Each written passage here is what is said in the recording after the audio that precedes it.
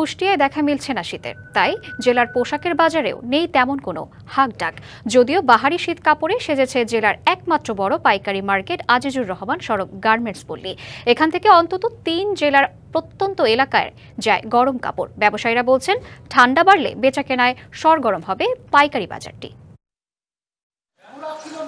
কুষ্টিয়ায় মৌসুমের শুরুতে এবার শীতানুভূতি কিছুটা কম, তবু শীত পোশাকের পসরা সাজিয়ে অপেক্ষায় দোকানিরা। বাজারে জ্যাকেট, সোয়েটার, উলের মাফলার, প্যান্ট ও পায়জামা সহ বাহারি সব কাপড় শোভা পেল কেনাবেচা কম।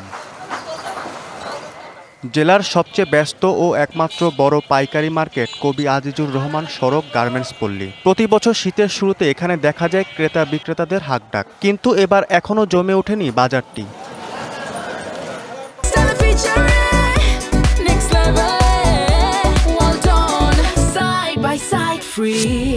সংশ্লিষ্টরা বলছেন, শীত বাড়লে কেনাবেচাও বাড়বে এ পল্লীতে। এবছর প্রথম চালান একটু হয়েছে, এখন আবার বেচাকেনা একটু কমে যাচ্ছে। শীত বাড়লে আবার বেচাকেনা হবে ইনশাল্লাহ। এখানে আশেপাশে 3টি জেলা সহ দূর দূরান্ত থেকে আসেন ক্রেতারা। কোট কাপড়গুলাই বেশি চলছে, গ্রামগঞ্জের শীত বেশি তো একটু মোটা কাপড়টাই বেশি চলছে। বিভিন্ন কলমের আইটেমের মাল কিনে শীতের মাল কিনে প্রত্যেকবার একটু কমে আছে দাম। ব্যবসায়ীরা বলছেন, মধ্য ও নিম্ন মধ্যবিত্ত পরিবারের বাজেটের ভেতর শীতের পোশাক পাওয়া যায় এ পল্লীতে। যশোরও কিছু অংশ আসে, ঝিনাইদহ আসে, মাগুরারও কিছু অংশ আসে।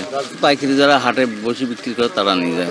বিশেষ করে ফুটপাতের কিংবা গ্রাম্য পরিবেশে যেসব কম দামের পোশাকগুলো লাগে সেগুলো আমরা দিয়ে থাকি।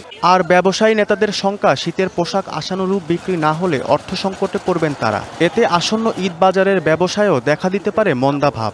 এই শীতে যদি আমরা সুন্দর মতো ব্যবসা না করতে পারি আর শীত যদি না পড়ে, তাহলে আমাদের টাকা পয়সাগুলো আটকায় থাকলে আমরা ঈদুল ফিতরের ব্যবসাটা করা আমাদের খুব কষ্টদায়ক হবে। এখানে কর্মসংস্থান রয়েছে হাজারো মানুষের। শীত মৌসুম সহ সারা বছর শত কোটি টাকার কেনাবেচা হয় জেলার এই গার্মেন্টস পল্লীতে। DBC news desk.